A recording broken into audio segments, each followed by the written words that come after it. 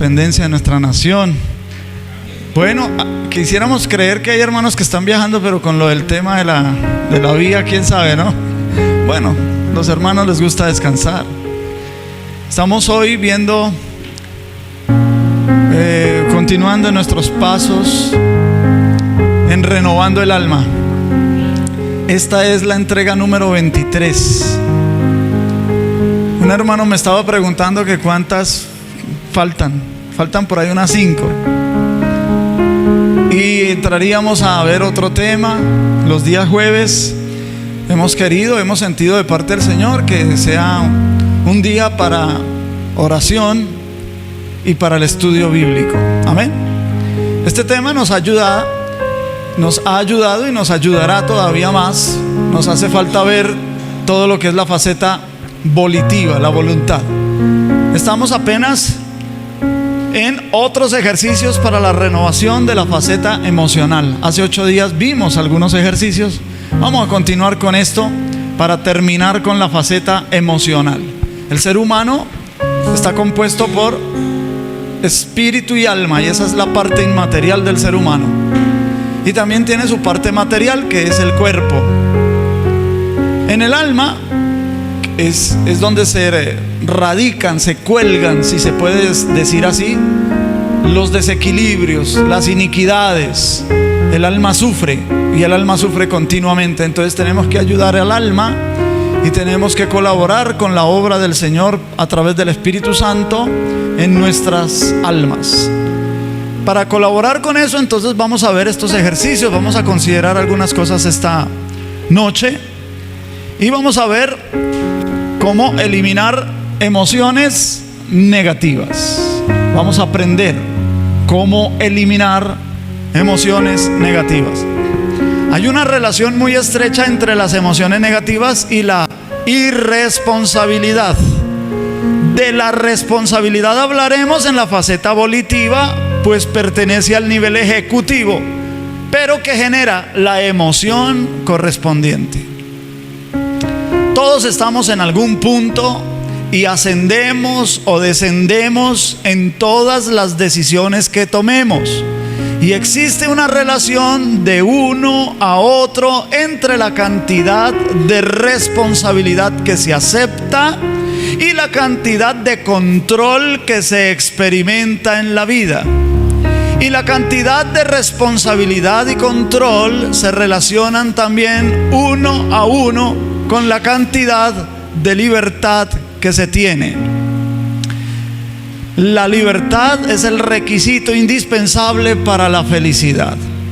Cuando nos sentimos infelices, es que quizás no disfrutamos de la libertad. No creemos tener libertad. Pero ¿libertad para qué? La libertad no para hacer lo que se nos venga en gana. No la libertad para pecar. No la libertad para desagradar a Dios. Eso que el mundo llama libertad, lo que el mundo llama libertad de hacer las cosas desagradables a Dios, realmente la Biblia dice que eso es esclavitud. ¿Esclavitud de qué? Del pecado.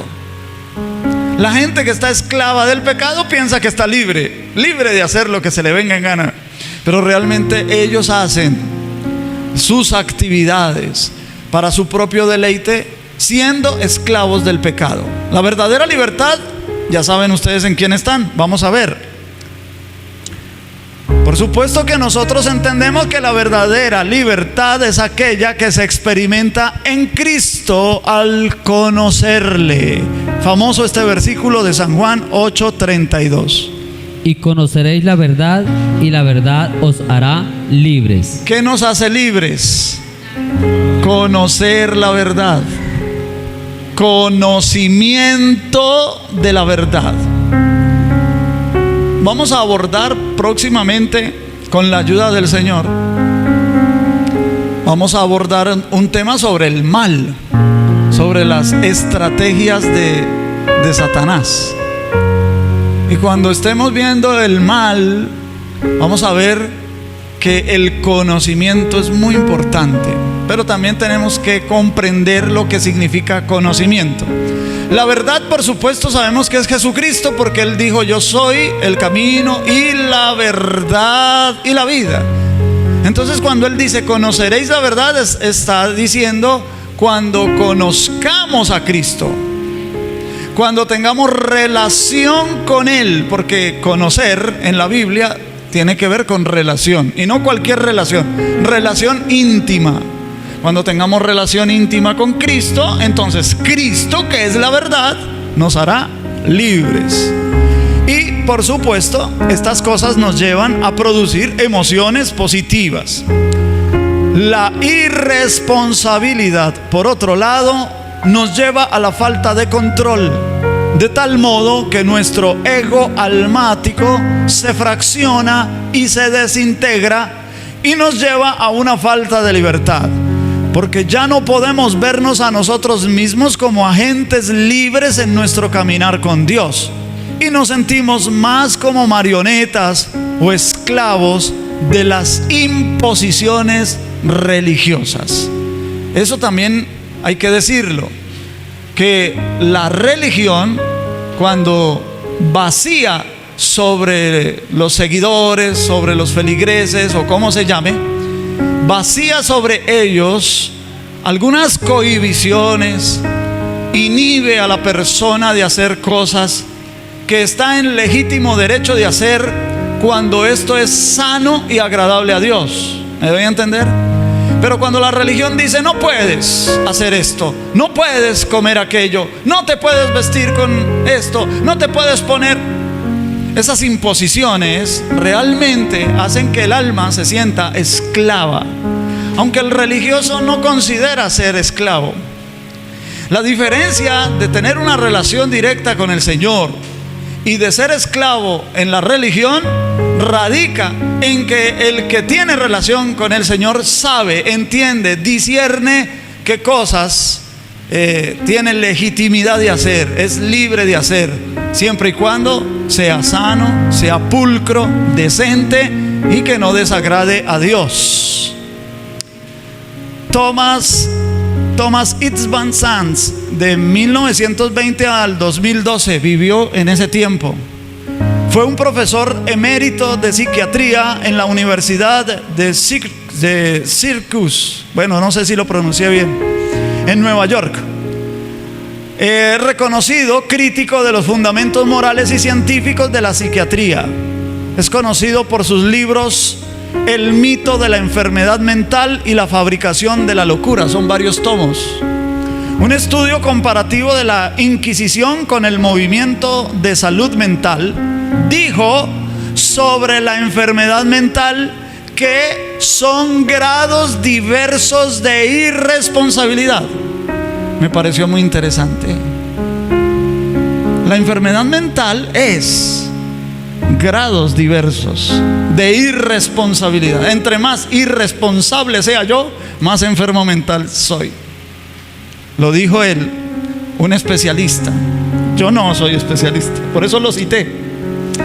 Así que cuando decimos que una persona es irresponsable, no solo es negativa, sino que también está enferma mentalmente. Por lo tanto, y del mismo modo, una persona responsable es positiva y está mentalmente sana, que es el otro lado. Si somos responsables, estamos mentalmente sanos, somos personas positivas. Así, cada vez que tomamos la decisión desde nuestra mente de ser responsables desde nuestra voluntad, y juntamente con nuestra responsabilidad del control y también la libertad, suben afianzando la autoestima. Nótese que la responsabilidad se asume en la mente, pero la responsabilidad está radicada en la voluntad. Cuando somos responsables podemos ir creciendo. El alma comienza a sentir control de sí misma. Cuando el alma siente que no tiene el control, entonces hay infelicidad. ¿Y por qué siente que no tiene control? Por los límites que el alma no puede trascender. Imagínate que tú vivas en un cuartito de 1 metro por 1 metro. Ni siquiera tendrías espacio para acostarte, de pronto para sentarte, acurrucarte. Pero esos límites digamos, esos límites que se te imponen, hace que tú te sientas deprimido, te sientas mal, ¿verdad? No tienes comodidad. El alma percibe la realidad de esa manera. Cuando el alma siente que no tiene control, es por los límites que ella no puede trascender. ¿Cómo podemos quitar los límites? ¿Cómo podemos crecer? Siendo responsables, responsabilizándonos de nuestras propias decisiones, de nuestros propios pensamientos, de nuestras propias emociones. Amén. Pastor, parece lógico, pero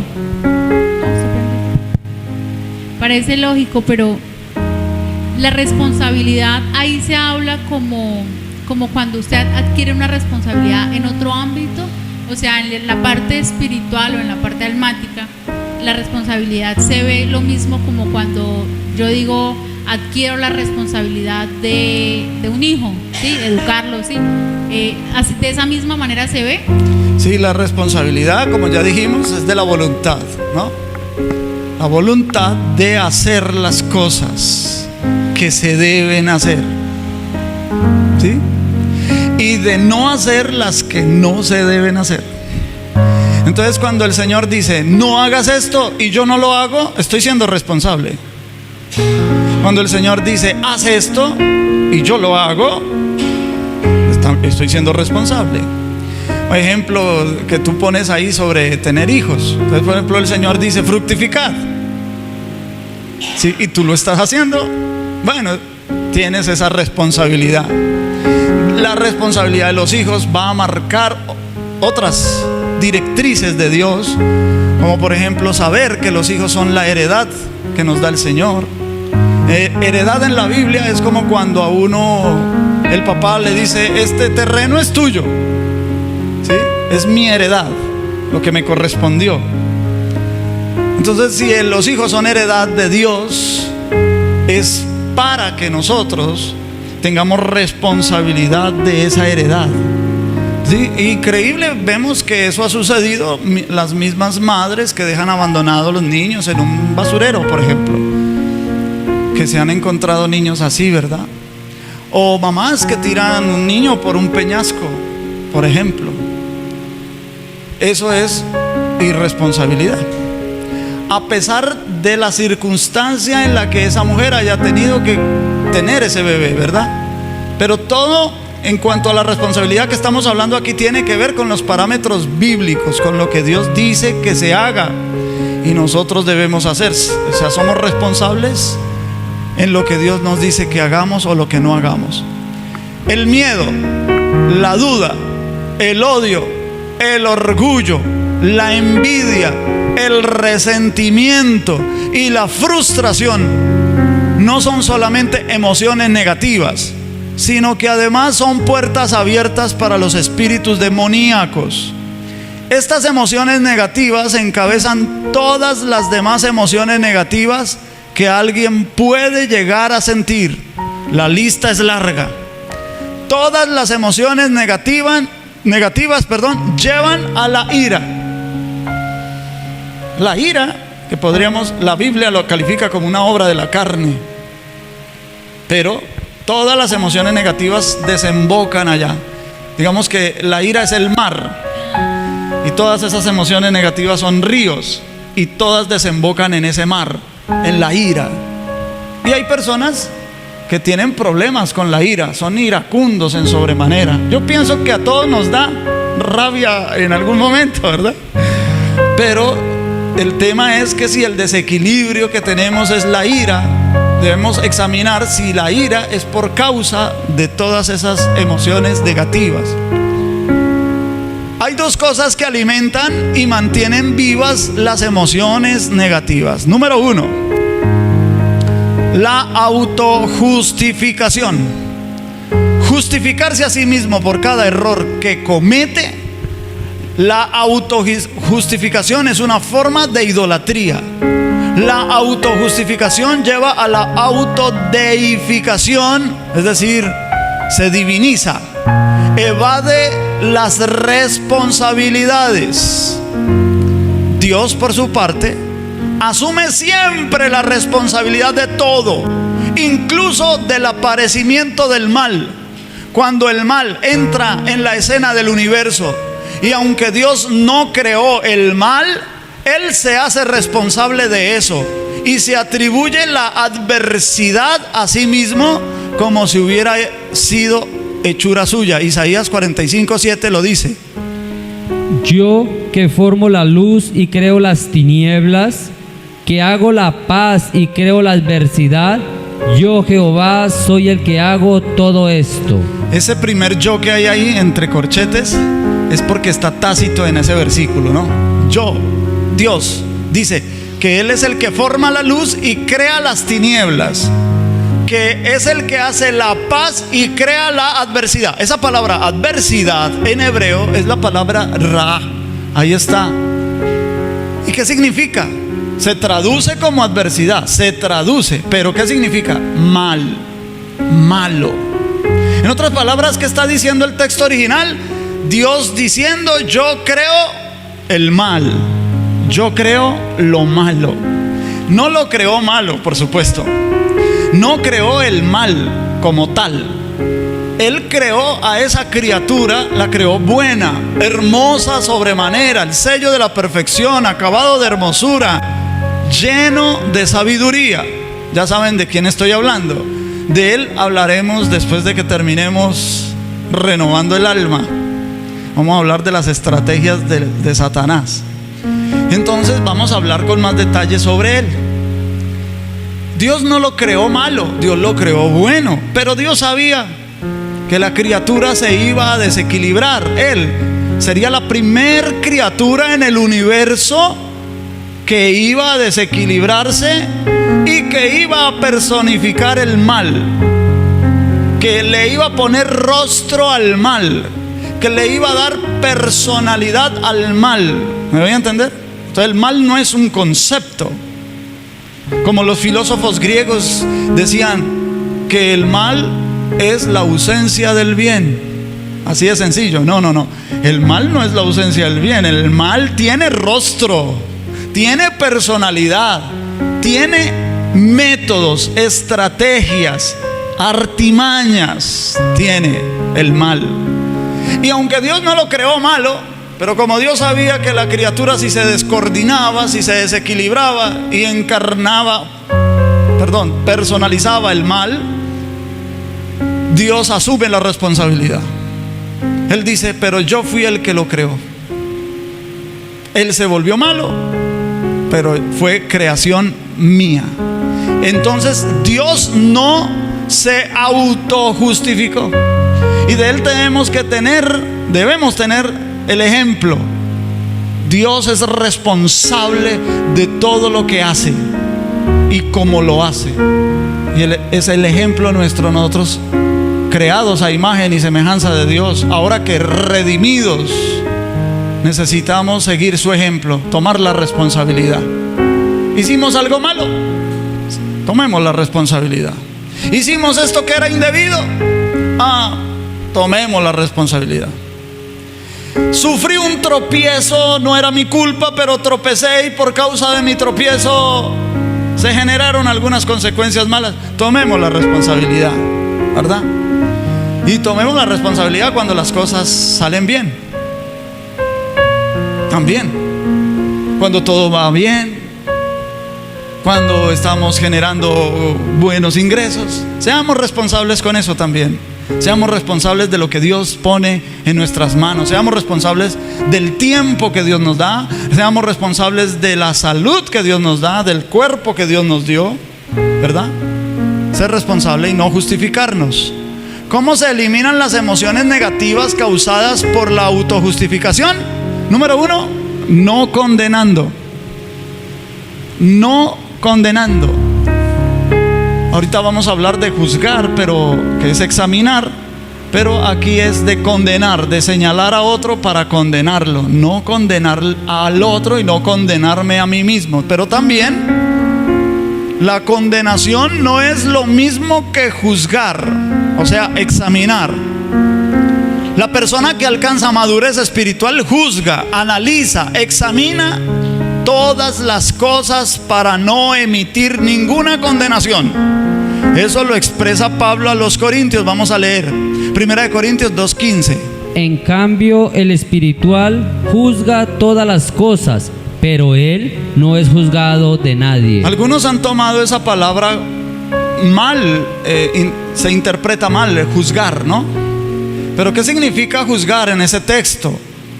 Significa que un juez le traen a una persona que culpable de algo, ¿verdad?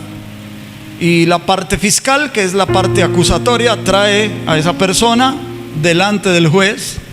Pero la persona también tiene derecho a un defensor.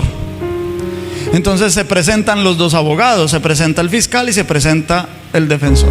El juez no puede dictar ningún veredicto sobre la persona solamente por una impresión, ¿no? Culpable, me cae mal. O lo absuelvo, me cae bien. Tan pronto como lo vea entrar en el juzgado, el juez no puede hacer una cosa de esas. De pronto el acusado llora, de pronto el acusado y el corazón del juez se puede quebrar. No, pero él no está para eso. ¿Qué hace el juez? ¿Cómo juzga el juez? Toma las pruebas en contra y toma las pruebas del defensor y examina las pruebas. Eso es juzgar.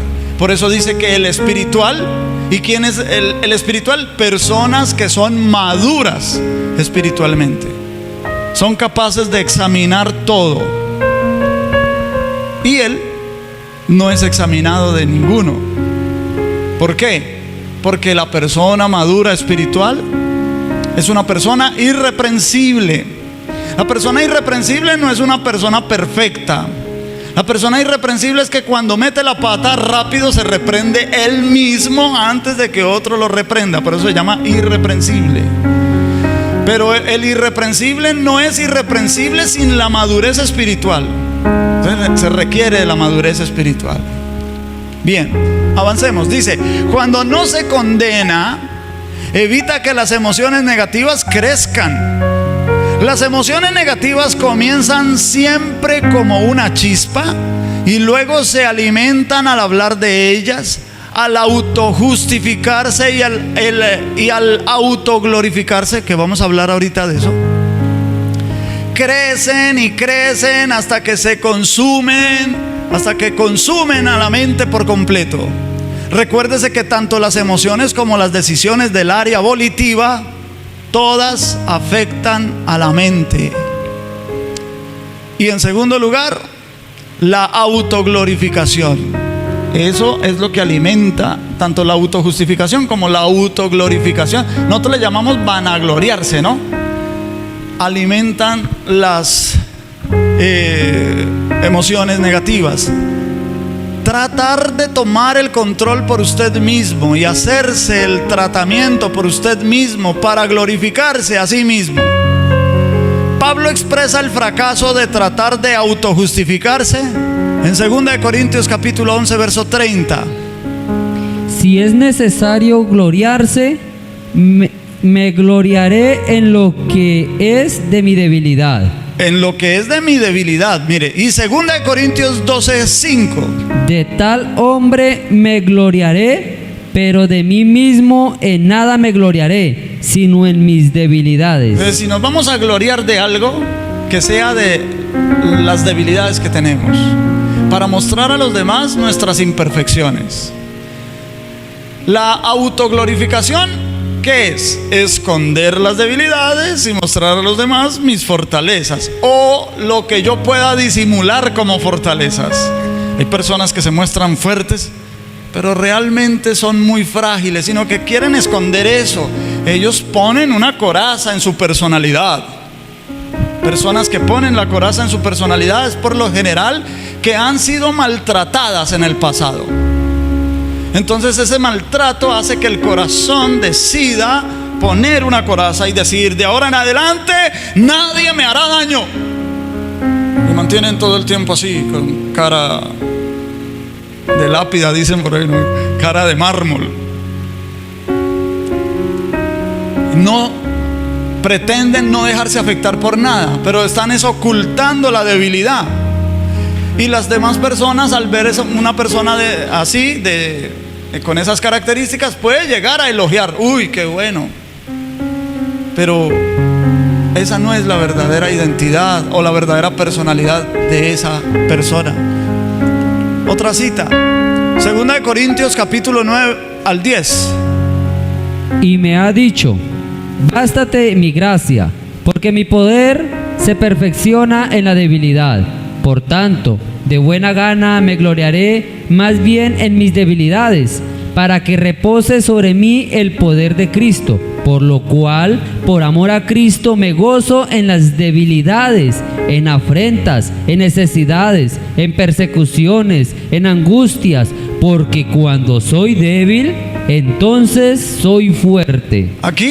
Aquí nos muestran cómo funciona el mundo espiritual. Pablo nos muestra cómo funciona el mundo espiritual. El mundo espiritual funciona al revés de lo que funciona aquí. ¿Cómo puede decir Pablo que se goza? Mire, que se goza, dice, en debilidades, en afrentas, cuando usted tiene necesidad, usted vive gozoso. Usted se encuentra con un hermano y, ¿qué hermano, cómo está? Oh, gozoso, hermano, no tengo ni para desayunar ni para almorzar, pero qué gozo que tengo. No, o sea, pero ¿por qué dice Pablo eso? En necesidades, en persecuciones, en angustias. ¿Cómo puede él decir que se goza en eso? Parece absurdo, parece ridículo. Pablo es una persona como que vive en otro mundo, no en este, vive en otro mundo. Sí, vive en otro mundo porque él conoce el mundo espiritual. ¿Y sabe por qué hay un gozo en Pablo cuando le sobrevienen esas cosas? Dice, es que esas cosas que revelan en mí que soy débil. Cuando me persiguen y yo me siento mal, ¿qué significa eso? Que soy débil. Cuando las necesidades me apremian, ¿qué significa eso? Que soy débil.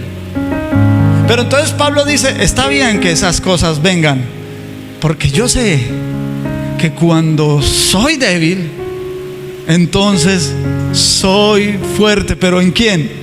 En Cristo soy fuerte. Como lo dice, la potencia de Cristo se perfecciona en mí. El poder de Cristo se perfecciona en mí. Dejo de ser yo con mi fuerza y cómo voy a resolver la necesidad, cómo voy a resolver la persecución, cómo voy a resolver esta angustia, esta aflicción, cómo la voy a resolver. No, ¿cómo la va a resolver Cristo en mí? ¿Sí ven?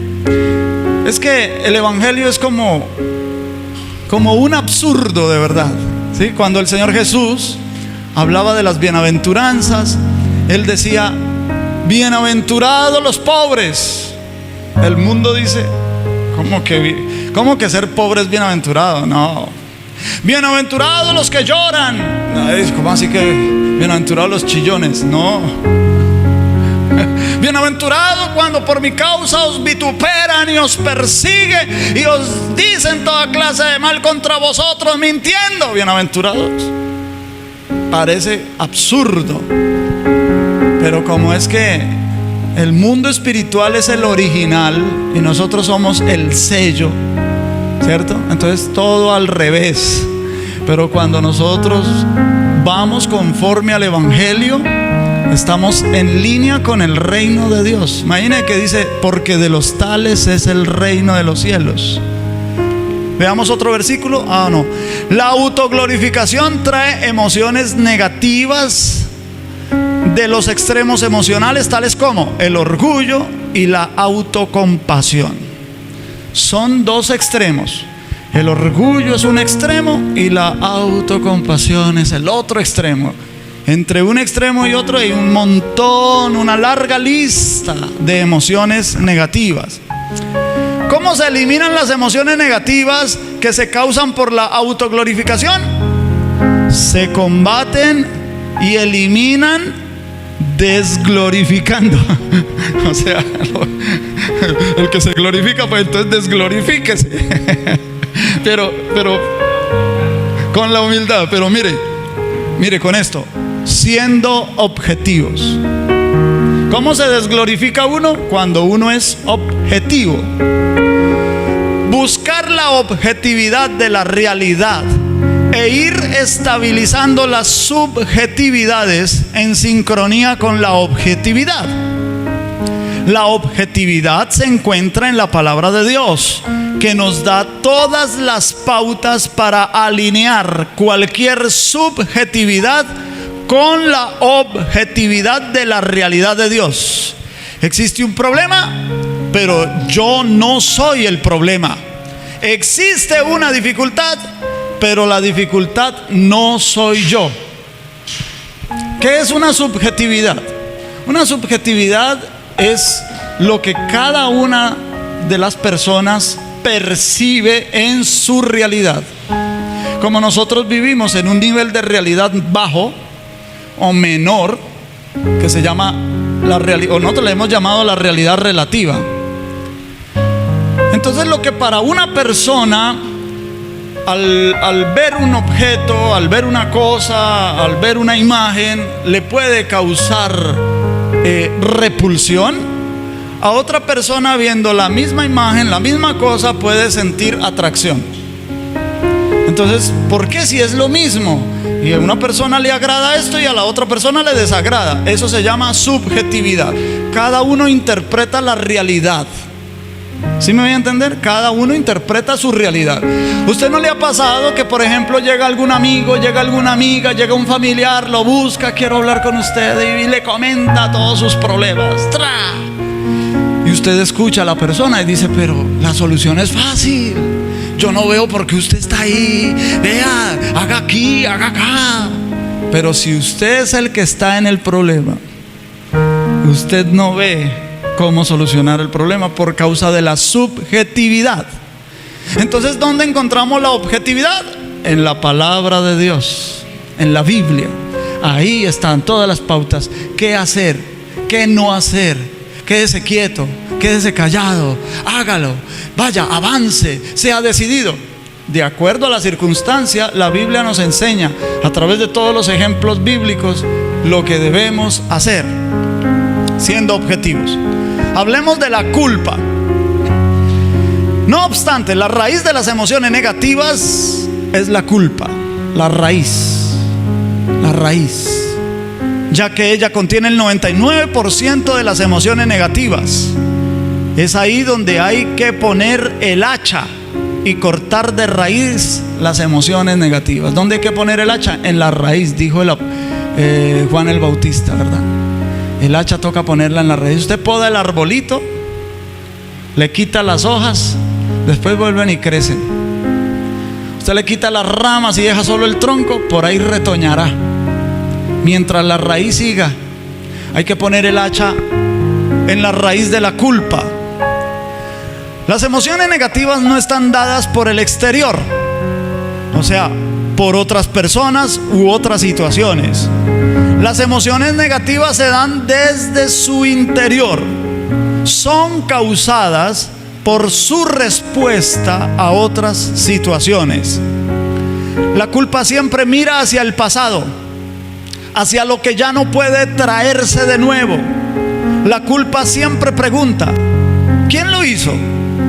Y si encuentra al culpable, tratará de darle a cada quien su tajada de culpa, que por supuesto no sirve de nada para resolver la situación, la dificultad. En el ámbito espiritual, la culpa hará que se confiese culpable, que no responsable, de la dificultad. Y cuando alguien que se declara culpable atraerá espíritus demoníacos a sí mismo. Cristo llevó la culpa en la cruz del Calvario y por lo tanto no resulta sabio declararse culpable.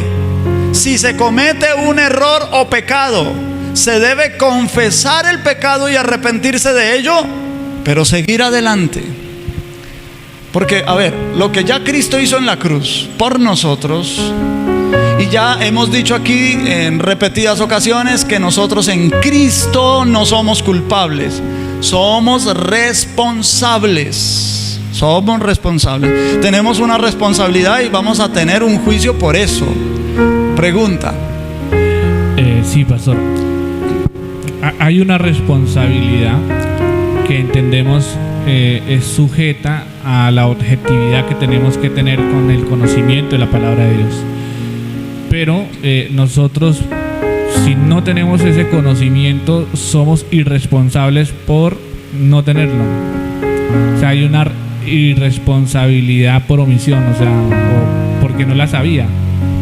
No, por omisión no, por ignorancia. Por ignorancia, discúlpame. Sí, Sí. sí, Dios entonces, nunca responsabiliza a alguien que no conozca lo que es bueno, lo que Dios ordena hacer, ¿no? Dios ha dado una pauta, y es que Él puso la ley en el corazón de los hombres. El apóstol Pablo en Romanos dice, capítulo 1 y capítulo 2, esos dos capítulos son importantes para ese tema, que aquellos a los que Dios no le dio ley, porque Dios le dio ley fue al pueblo de Israel, ¿no? Y antes del pueblo de Israel, pues los ascendentes, es decir, Abraham y Noé y Set, Adán, ¿sí? Dios tuvo un trato con ellos. Dios les dijo, mira, no hagas esto, mira, haz aquello. Le dijo a Noé, por ejemplo, mira, tienes que hacer un arca, pero tienes que hacerla así, asá, con estas medidas, ta, ta, ta. O sea, cumpla con lo que Dios le está diciendo, ¿verdad? Vamos a ver el otro caso, que es Caín, por ejemplo. Caín también, Dios se le aparece, Dios le habla, Dios le dice, no hagas aquí, pero lo hace, ¿verdad? Entonces Dios va a tener como juicio para ellos la responsabilidad de lo que les fue dicho, ¿verdad? Pero Pablo dice, bueno, ¿y qué de todas esas personas que no formaron parte de esa línea genealógica y que no formaron parte del pueblo de Dios? ¿Qué con ellos? ¿Cómo los va a juzgar Dios? Entonces Pablo dice, Dios puso en el corazón de ellos su ley, que su conciencia les va a decir, ¿cierto? Les va a decir, los va a reprobar o los va a aprobar. Ejemplo, un indiecito, me gusta poner ese ejemplo siempre, un indiecito de aquí, de las Américas, antes de que Cristóbal Colón descubriera América, ¿no? Porque como Cristóbal Colón descubrió América, pues trajeron unos monjes, trajeron sacerdotes que cristianizaron a los indios de acá, ¿verdad? Les dijeron, vea, hay un Cristo que es hijo de Dios, que murió en la cruz y eso, ¿no? Pero antes de eso, que nadie les había dicho a esos indios de aquí que había un Dios, que había un Cristo. Entonces, ¿qué pasa?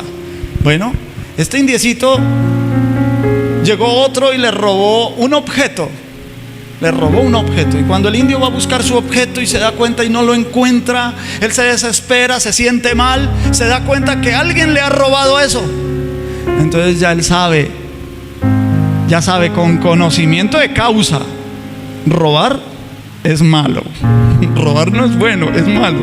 ¿Sí? Si un indiecito fue y le robó la mujer a otro indiecito, el afectado dice, uy, no, quitarle la mujer a otro es malo, no es bueno, es malo porque eso se siente muy mal, ¿cierto que sí? Entonces ya el indiecito, si él hizo sus cosas conforme a lo que la conciencia, que es la rectora, o como dice Pablo, la ley en el corazón, hizo las cosas conforme a su conciencia, Dios lo juzgará, lo hallará responsable en ese nivel. Entonces no puede responsabilizar al indiecito que jamás nunca le habló de un Dios y de un Cristo, ¿cierto? No lo va a responsabilizar, igual que al pueblo de Israel, que sí le entregó toda la ley, igual que como nos va a juzgar a nosotros, que tenemos la Biblia completa, porque incluso el pueblo de Israel no tenía la Biblia completa. Ahora ya nosotros tenemos la Biblia completa, o sea, a nosotros nos responsabiliza más todavía. ¿Se da cuenta?